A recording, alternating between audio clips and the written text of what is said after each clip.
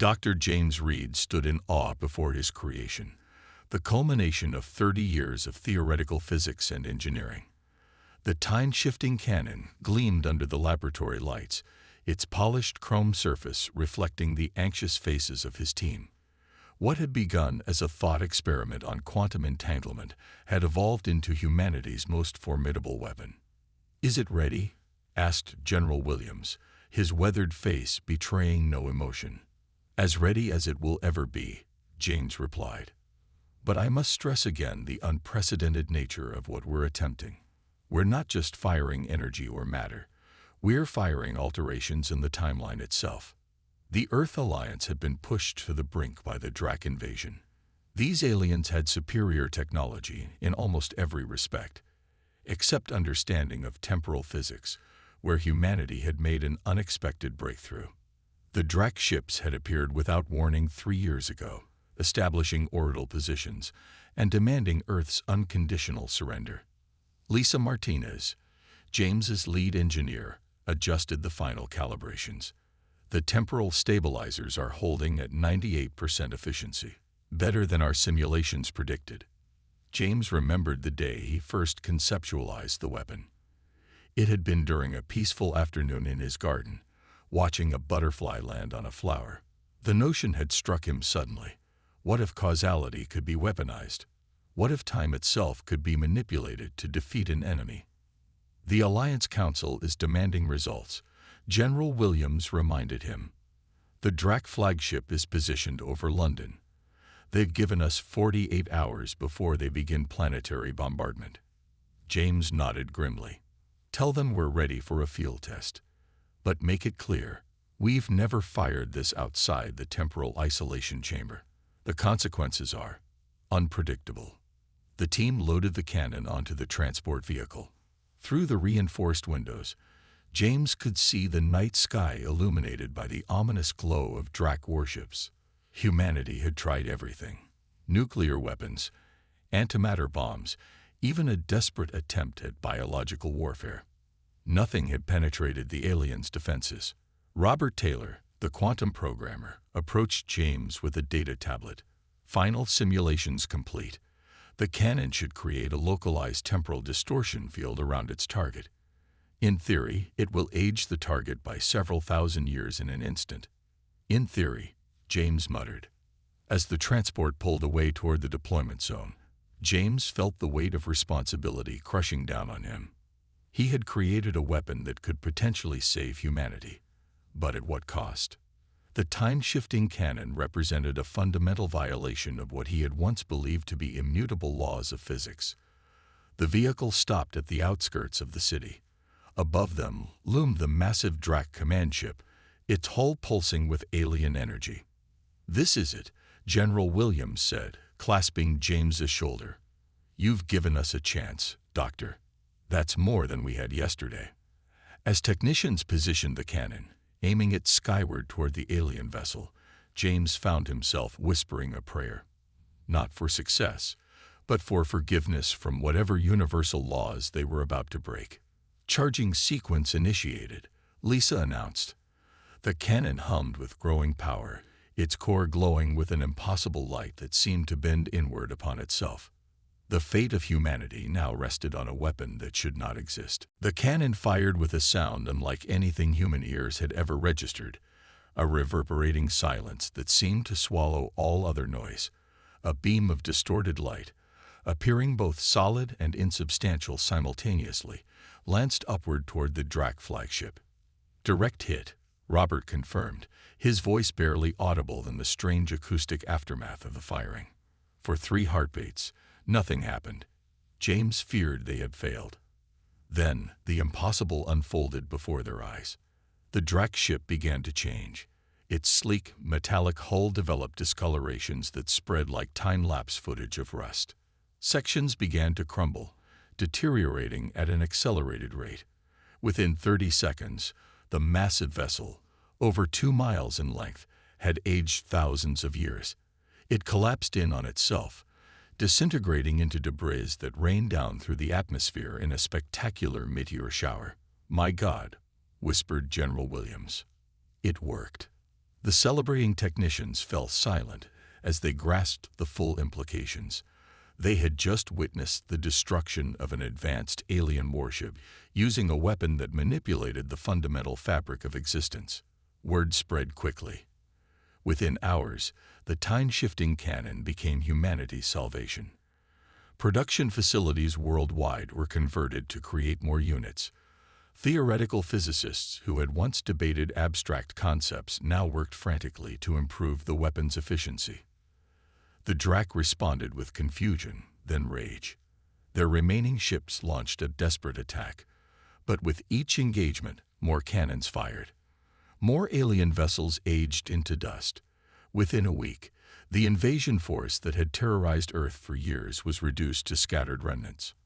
Admiral Johnson of the Earth Alliance addressed the United Nations Security Council. "We have the upper hand now. We can track their home world with our long-range scanners. We can end this threat permanently." James watched the broadcast from his laboratory, his initial triumph fading as he recognized the gleam of vengeance in the Admiral's eyes. "We're talking about using the cannon against their entire planet," Lisa said, her voice hollow.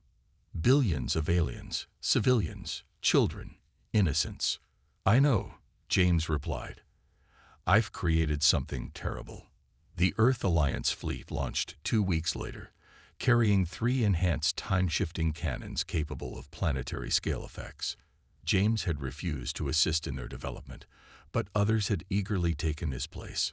From the observatory in his laboratory, James tracked the fleet's progress toward the Drac home system. Military propaganda portrayed the mission as a preventative strike to ensure humanity's future security. Few questioned this narrative after years of living under the threat of alien annihilation. When the fleet reached its destination, James received the classified telemetry data from a sympathetic colleague in mission control. He watched as the cannons fired upon the Drac homeworld, a blue-green planet not unlike Earth. The effect began at the impact points: continents aging, oceans drying, mountains eroding.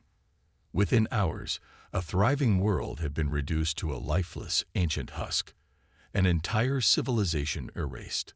That night, humanity celebrated. James Reed locked himself in his laboratory and wept. The weapon had saved humanity. It had also revealed humanity's capacity for retribution. As news of the victory spread, James noticed how the narrative shifted, from a desperate defense to triumphant conquest. Already, politicians were discussing securing neighboring systems with the new technology. The time-shifting cannon had become the most destructive weapon in known history, and humanity was only beginning to explore its potential. 3 months after the destruction of the Drac homeworld, the Earth Alliance established the Temporal Weapons Control Committee. James Reed was appointed as Chief Scientific Advisor, a position he accepted reluctantly, hoping to provide some ethical guidance to the military's ambitions. His first committee meeting left him disturbed. "We've developed a portable version," announced Colonel Henry, unveiling a sleek rifle-like device. "This can age a targeted individual by decades in seconds. Perfect for special operations. Or assassination," James countered. "Have we considered the implications of this technology proliferating? What happens when criminal organizations acquire it?" The colonel's expression hardened. "Doctor, your concerns are noted. But remember, we're in an arms race now. The Vorax Empire has already begun research into temporal technology after learning of our success." James had feared this inevitable escalation. Humanity's great victory had sent shockwaves through the galactic community. Other species viewed humans with newfound fear, and many were scrambling to develop their own temporal weapons. In his private laboratory, James conducted experiments that the committee wasn't privy to. He had discovered something troubling: residual temporal distortions spreading outward from deployment sites, affecting surrounding space-time in unpredictable ways. Lisa, who had remained loyal to James despite lucrative military offers, analyzed the latest data. "The distortions are growing, James. Each use of the cannon creates fractures in space-time that don't heal. If this continues, time itself could become unstable. James finished, causality breaking down across entire regions of space. They brought their findings to the Alliance Council, but found their concerns minimized. Admiral Johnson dismissed the data as theoretical risks that paled in comparison to the strategic advantages of temporal weaponry. Meanwhile, humanity expanded into the stars with unprecedented confidence. Planets once considered uninhabitable were terraformed using controlled temporal acceleration. Resources were extracted from worlds by aging specific geological processes. What had begun as a weapon was becoming the foundation of a new human empire. James gave a lecture at the Academy of Sciences, attempting to raise awareness among his peers. "We're manipulating forces we barely understand," he warned. "The universe operates on causal principles, action and consequence flowing in one direction. We've violated that principle, and there will be repercussions." His warnings earned him the label of alarmist.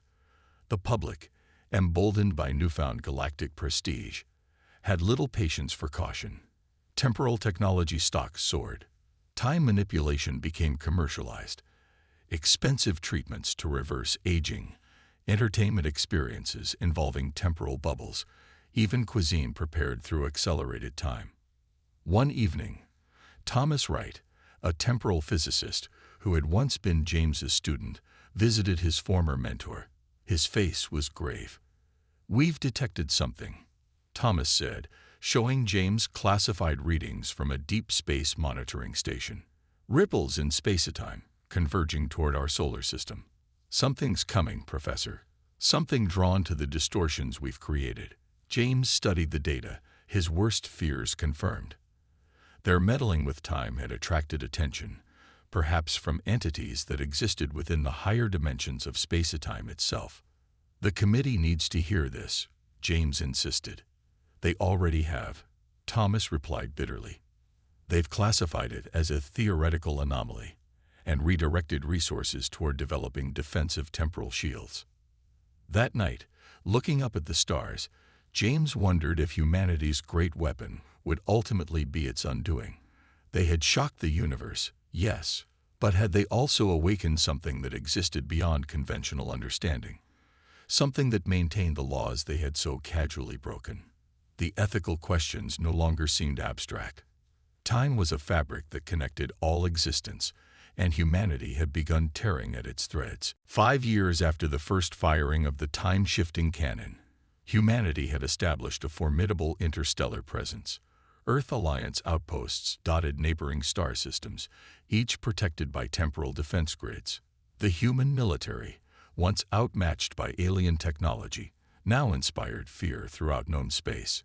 James Reed, increasingly isolated from military and political circles due to his persistent warnings, focused on understanding the growing anomalies in spacetime.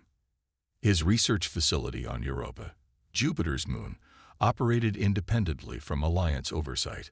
"The ruptures are expanding exponentially," Lisa reported, projecting a holographic model of the local stellar neighborhood.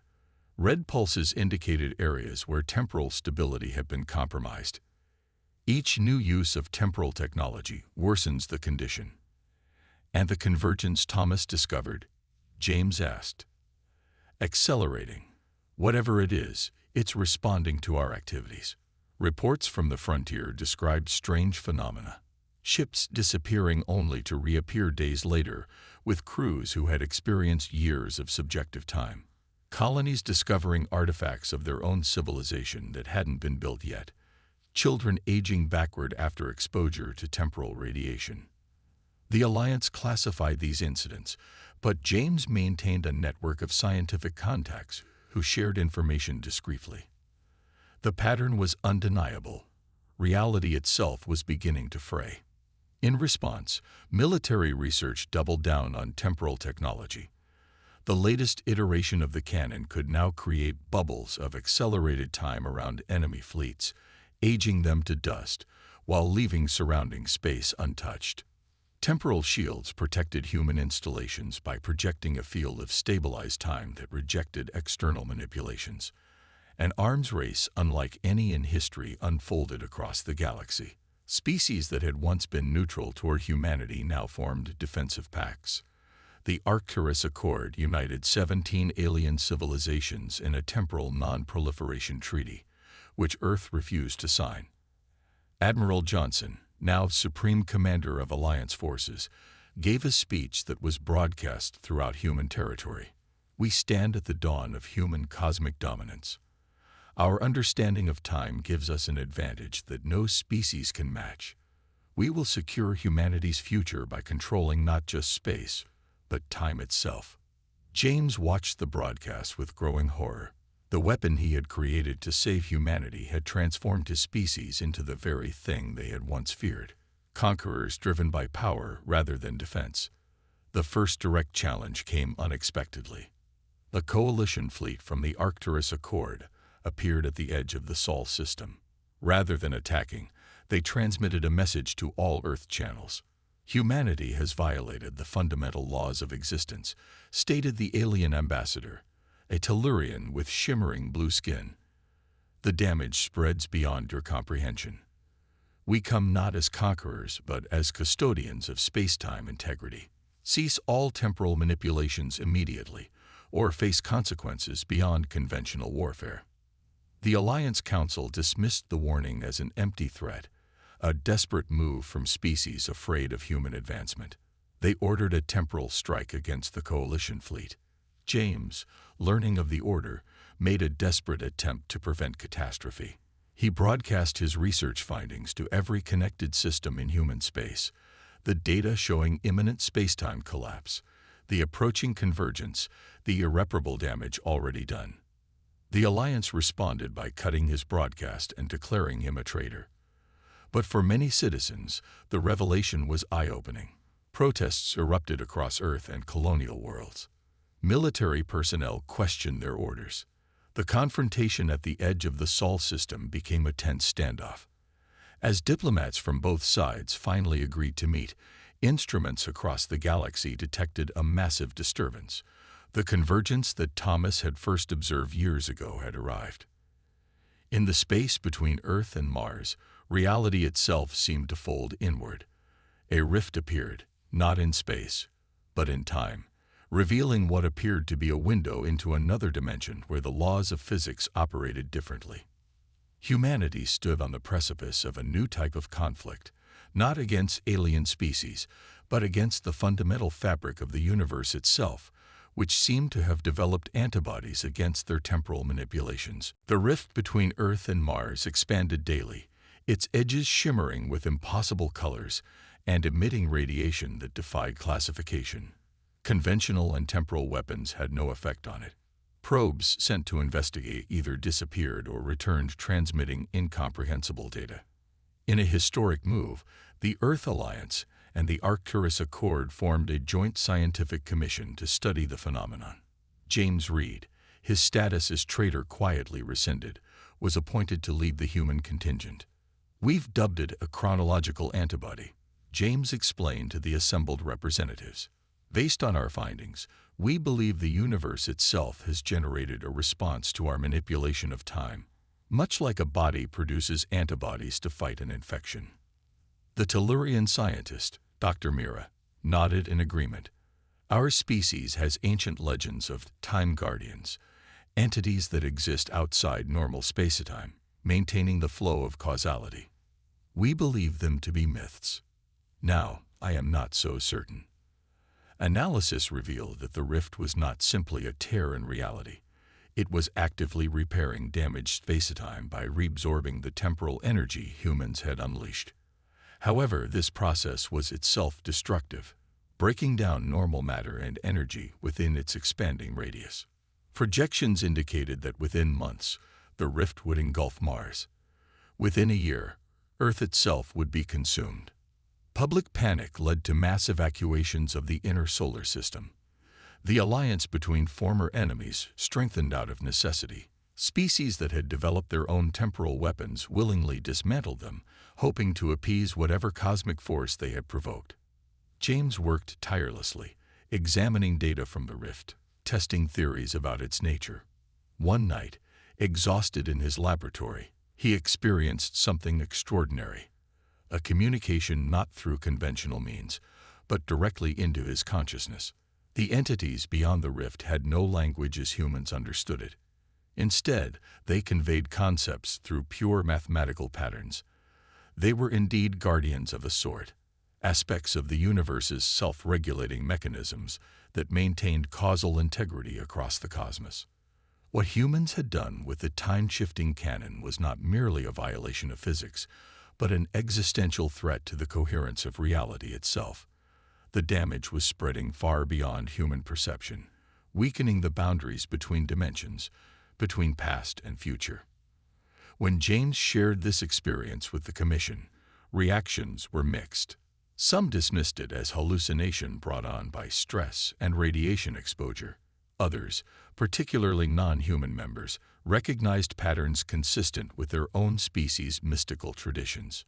General Williams, now an advocate for decommissioning temporal weapons, asked the crucial question, "Can we fix this? Can we make amends?" "The entities have shown me a possibility," James said carefully, "but the cost would be enormous." The plan required sacrificing all temporal technology humanity had developed. Moreover, it required using the original time-shifting canon one final time, not as a weapon, but as a vessel to return the scattered temporal energy to its source. "We must give time back what we have stolen," James explained, "and someone must guide the process from within the rift itself." The implications were clear.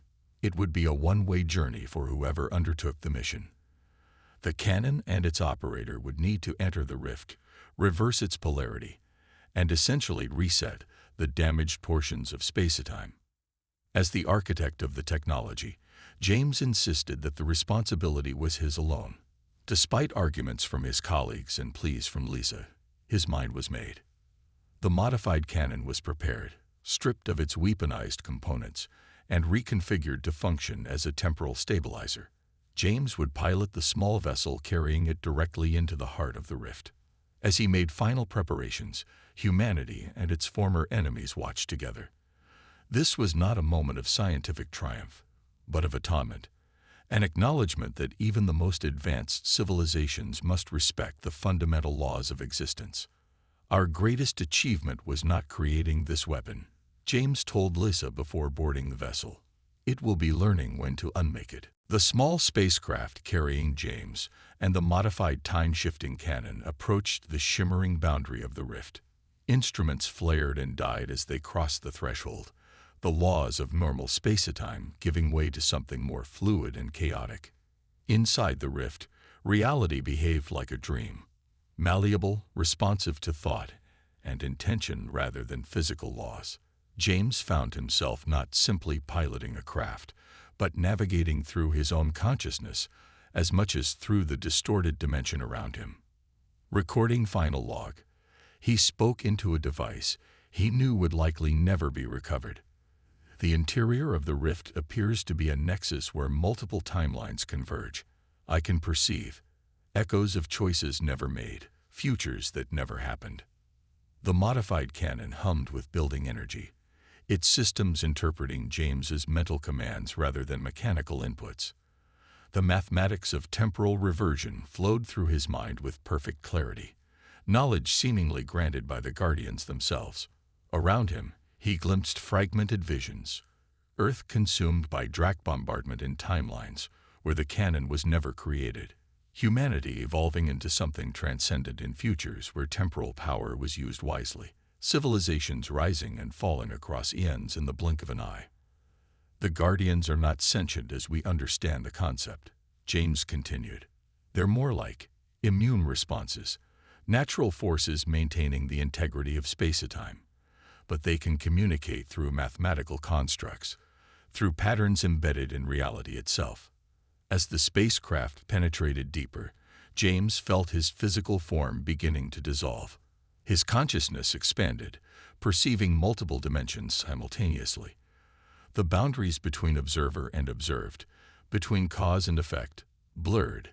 The Guardians revealed the full extent of the damage.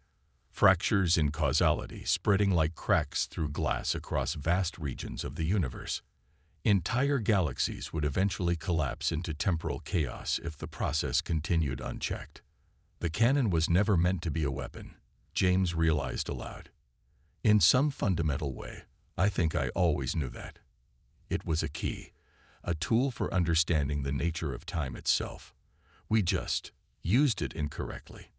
At the heart of the rift, James found what appeared to be a singularity, a point where all temporal distortions converge. Following the mathematical guidance of the Guardians, he initiated the cannon's final sequence. It would absorb the scattered temporal energy, containing it within a closed loop, essentially creating a self-sustaining time-like curve that would isolate the damage from the wider universe. The process required an anchor, a consciousness to guide and stabilize the loop. James understood that he would become that anchor, his very being woven into the fabric of the temporal containment field. As the cannon activated, James experienced his life not as a linear progression, but as a unified whole, all moments existing simultaneously. He saw his childhood fascination with the stars, his years of scientific inquiry, the development of the cannon, and this final act of redemption not as separate events, but as aspects of a single purpose. Tell them, he transmitted, his voice breaking up as his physical form began to merge with the temporal energies. Tell humanity that time is not a resource to exploit, but a trust to preserve. We are not its masters, but its stewards. The cannon reached full power, its energy signature pulsing in perfect harmony with the mathematical patterns of the Guardians. In that moment of synchronization, James Reed ceased to exist as a discrete entity. His consciousness expanded, diffused throughout the temporal field, becoming one with the mechanism that would heal the wounded cosmos. From outside the rift, observers witnessed an extraordinary transformation. The chaotic, threatening anomaly began to contract, its edges smoothing, its disruptions calming. The scattered temporal distortions throughout nearby space flowed toward it like tributaries returning to a river. The rift collapsed into itself, leaving behind a small, perfectly spherical region of space that seemed to both exist and not exist simultaneously, a self-contained pocket of altered space-time that scientists would later dub Reed's constant, a stable anomaly that neither grew nor diminished but served as a perpetual reminder of humanity's greatest mistake and its greatest redemption. 100 years after the collapse of the rift, representatives from 87 spacefaring civilizations gathered on neutral ground, a terraformed planetoid orbiting Ta Ceti. At the center of the assembly hall floated a holographic representation of Reed's constant, the self-contained temporal anomaly that served as both monument and warning. Admiral Marcus Wells, great-grandson of General Williams, addressed the assembled delegates. A century ago, humanity unleashed a power we did not understand and could not control.